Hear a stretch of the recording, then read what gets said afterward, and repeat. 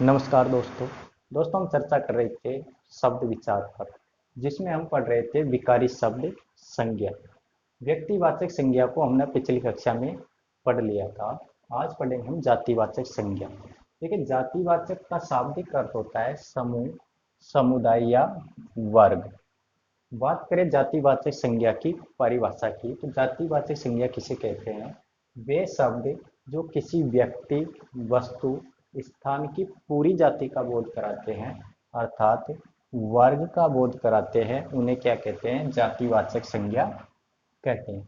वे शब्द जो किसी व्यक्ति, वस्तु, स्थान की पूरी जाति का बोध कराते हैं, अर्थात वर्ग का बोध कराते हैं, उन्हें क्या कहते हैं? जातिवाचक संज्ञा कहते हैं। जैसे फल, फल कई प्रकार के होते हैं, फलों की कई जातियां होती है। पर्वत भी कई प्रकार के होते हैं, हिमालय पर्वत, रॉकी पर्वत मैंने बताया था, व्यक्तिवाचक संज्ञा में बताया था। तो पर्वत भी कई प्रकार के होते हैं, इनकी कई जातियां होती हैं। नगर, देश, पंखा, चौक आदि। ठीक है, यहाँ पे नोट लगा के लिखिए आप। पारिवारिक रिश्तों में भी जातिवाचक संज्ञा होती है। जैसे भाई बहन, चाचा चाची, पापा दादा। जो पारिवारिक रिश्ते होते हैं हमारे, उनमें क्या पाई जाती है? जातिवाचक संज्ञा होती है। ठीक है, आगे देखते हैं। प्राकृतिक आपदाओं में भी जातिवाचक संज्ञा होती है। जैसे बाढ़, ज्वालामुखी, चक्रवात, आंधी, तूफान, भूकंप आदि। जो ये प्राकृतिक आपदाएं होती है, इनमें भी क्या होती है? जातिवाचक संज्ञा होती है। एक चीज देखिए, सुनामी लहर। सुनामी लहर में व्यक्तिवाचक संज्ञा होती है, न कि जातिवाचक। सुनामी लहर एक आपदा का नाम है। क्या है? एक आपदा का नाम है, इसलिए सुनामी लहर में व्यक्तिवाचक संज्ञा होती है। ठीक है, अब देखिए, बात करते हैं हम जातिवाचक संज्ञा के भेदों के बारे में।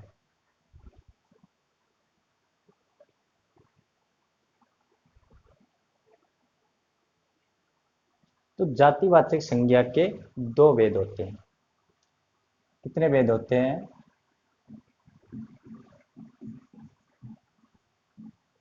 जातिवाचक संज्ञा के कितने भेद होते हैं? दो भेद होते हैं। ठीक है, जो हमारा समूह या समुदायवाचक संज्ञा होती है, और जो द्रव्य या पदार्थवाचक संज्ञा होती है, उनको जातिवाचक संज्ञा के ही भेद माने जाते हैं। ठीक है, दो भेद होते हैं, भेद या प्रकार। वो होते हैं, पहला होता है हमारा समूह या समुदायवाचक। समूह या समुदायवाचक संज्ञा। दूसरा भेद होता है द्रव्य या पदार्थवाचक संज्ञा। द्रव्य या पदार्थवाचक संज्ञा। ठीक है, जातिवाचक संज्ञा के कितने भेद होते हैं? दो भेद होते हैं, समूह या समुदायवाचक संज्ञा, द्रव्य या पदार्थवाचक संज्ञा। कई कई जगह पर इनको अलग अलग संज्ञा के हिसाब से 5 प्रकार के संज्ञा मानी जाती है, लेकिन हिंदी में जो ये दोनों भेद है, इनको जातिवाचक संज्ञा के भी भेद माने जाते हैं। सबसे पहले बात करते हैं हम समूह या समुदायवाचक संज्ञा। समूह या समुदायवाचक संज्ञा। देखिए, परिभाषा देखिए इसकी। वे शब्द जो किसी चीज के समूह विशेष का बोध कराते हैं, उन्हें क्या कहते हैं? समूह या समुदायवाचक संज्ञा कहते हैं। वे शब्द जो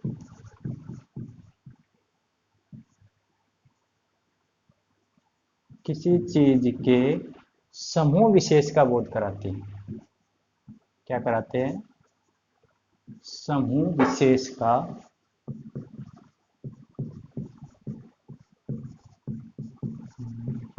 बोध कराते हैं, उन्हें क्या कहते हैं? समूह या समुदायवाचक संज्ञा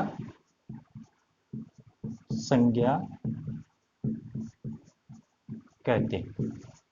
ठीक है, समूह या समुदायवाचक संज्ञा किसे कहते हैं? वे शब्द जो किसी चीज के समूह विशेष का बोध कराते हैं उन्हें समुदायवाचक संज्ञा कहते हैं। सीधी सी बात है, जिस शब्द में हमें समूह का बोध होता है उसे समूह या समुदायवाचक संज्ञा कहते हैं।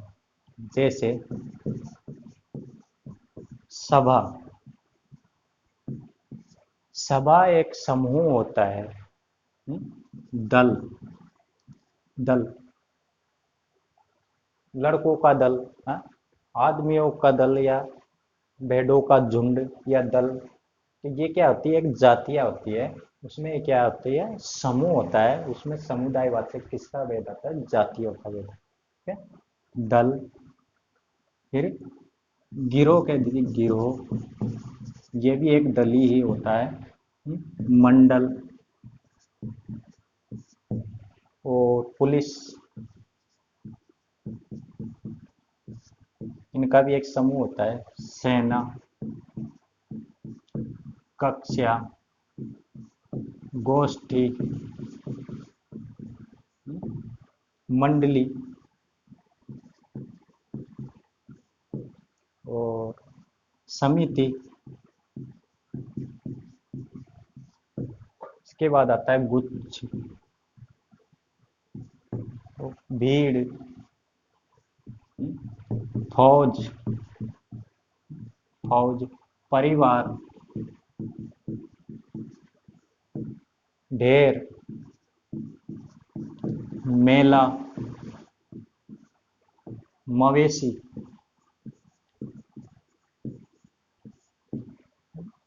आयोग, शिविर, शिविर भी एक समूह ही होता है। संघ,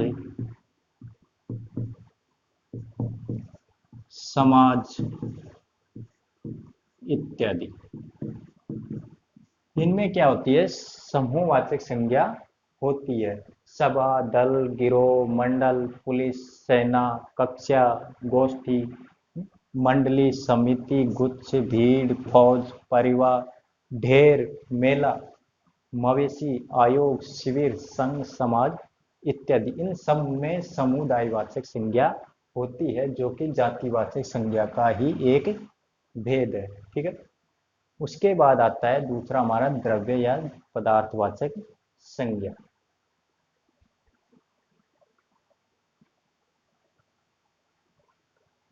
जातिवाचक संज्ञा का दूसरा भेद है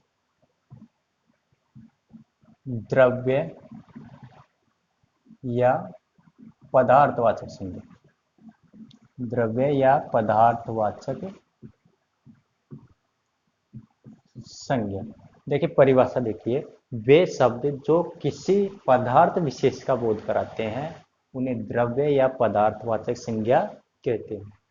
समुदायवाचक संज्ञा मैंने बताया था, वे शब्द जो किसी चीज के समूह का बोध कराते हैं वह समुदायवाचक संज्ञा होती है, और जो वे शब्द जो किसी पदार्थ विशेष का बोध कराते हैं उन्हें द्रव्य या पदार्थवाचक संज्ञा कहते हैं।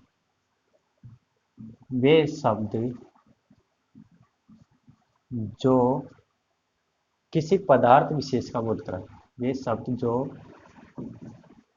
किसी पदार्थ विशेष का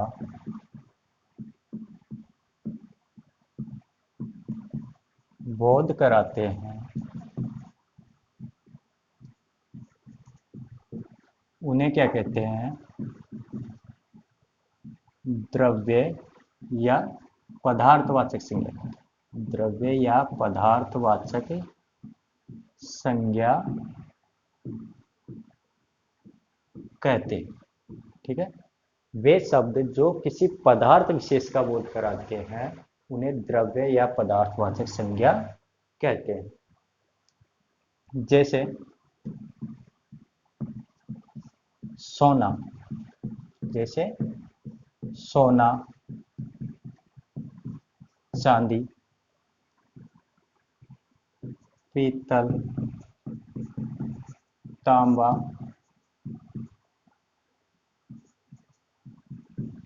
लोहा, हाँ, दूध,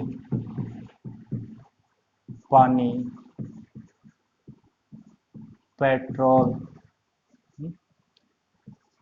डीजल, केरोसिन,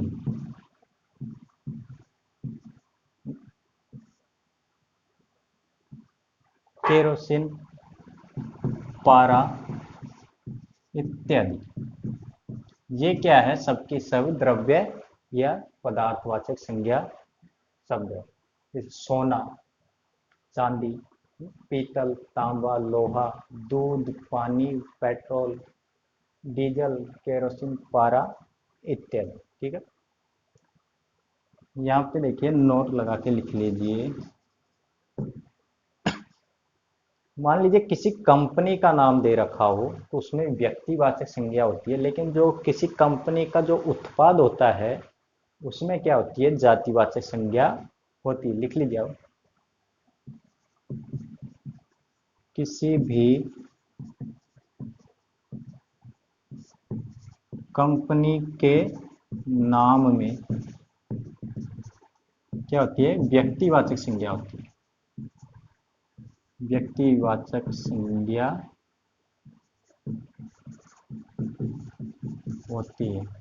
जबकि जबकि कंपनी के उत्पाद में, जबकि कंपनी के उत्पाद में क्या होती है? जातिवाचक संज्ञा होती है। जातिवाचक संज्ञा होती है। कंपनी का नाम दे रखा हो तो वहां पे क्या होगा? व्यक्तिवाचक संज्ञा होगी। लेकिन उस कंपनी के द्वारा जो उत्पाद बनाया जा रहा है, उस कंपनी का जो उत्पाद है किसी भी कंपनी का, तो उसमें क्या होती है? जातिवाचक संज्ञा होती है। जैसे मैंने लिख दिया होंडा कंपनी, टीवीएस, ये भी एक कंपनी का नाम है। तो इनमें क्या हो जाएगी? व्यक्तिवाचक संज्ञा। कौन सी हो जाएगी? व्यक्तिवाचक संज्ञा, क्योंकि ये कंपनी का नाम है। लेकिन जो ये कंपनी, इनके उत्पाद में हमेशा जातिवाचक संज्ञा होगी। जैसे स्प्लेंडर, डिस्कवर, प्लेटिना। ठीक है, इनमें क्या होगी? जातिवाचक संज्ञा। समझ गए होंगे आप। कंपनी का नाम हो तो उसमें व्यक्तिवाचक संज्ञा होती है, और कंपनी का जो उत्पाद होता है उसमें क्या होती है? जातिवाचक संज्ञा होती है। ठीक है, जातिवाचक संज्ञा के दोनों भेद कंप्लीट हो गए। जातिवाचक संज्ञा के दो भेद बताए थे मैंने, समूह या समुदायवाचक संज्ञा, और दूसरी है द्रव्य या पदार्थवाचक संज्ञा। दोस्तों, इन दोनों भेदों को हिंदी में जातिवाचक संज्ञा के भेद के रूप में ही पढ़ा जाता है।